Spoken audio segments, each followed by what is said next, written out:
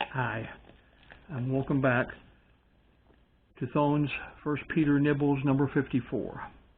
Living Before the World, part 3 of 3. And now we're going to discuss the details of verse 12. If you remember, we discussed the details of verse 11 last time. This all comes from 1 Peter chapter 2, verses 11 and 12. And we're going to talk about the vocabulary of good and evil. Now, why is this in the Bible? How we must behave and what we should look out for in others. And the communication is our heavenly guidance. That's what this really is. The application to me. John MacArthur explains the meaning of several phrases in his study Bible. And these, again, as the last time, sort of lead us in the right direction. The first is behavior excellent. The Greek word for excellent is rich in meaning and implies the purest, highest, noblest kind of goodness. It means lovely, it means winsome, it means gracious, it means noble, and it means honorable.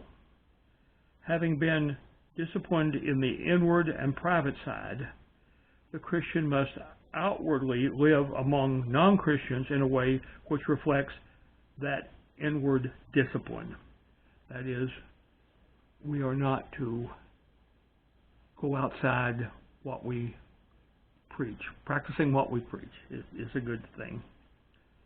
Evildoers.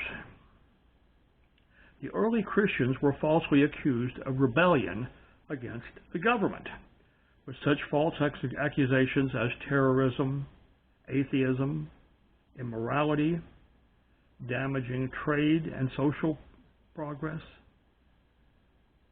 warning of God's visitation.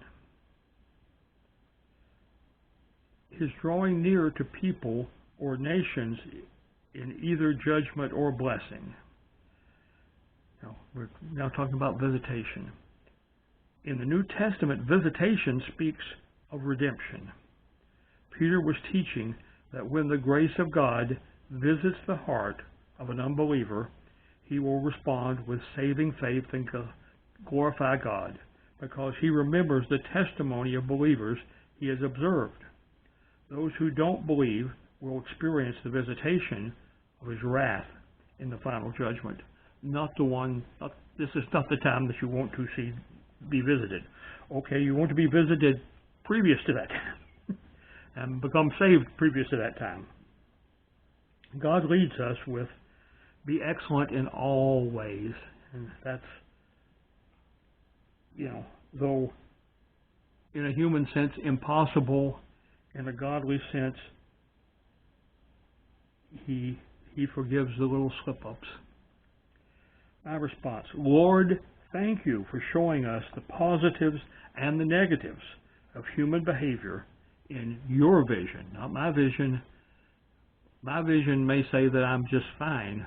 Your vision is the one that counts because it's the one that's going to judge me in the end. So with that, we will finish this section and move right on to another section. See you next time.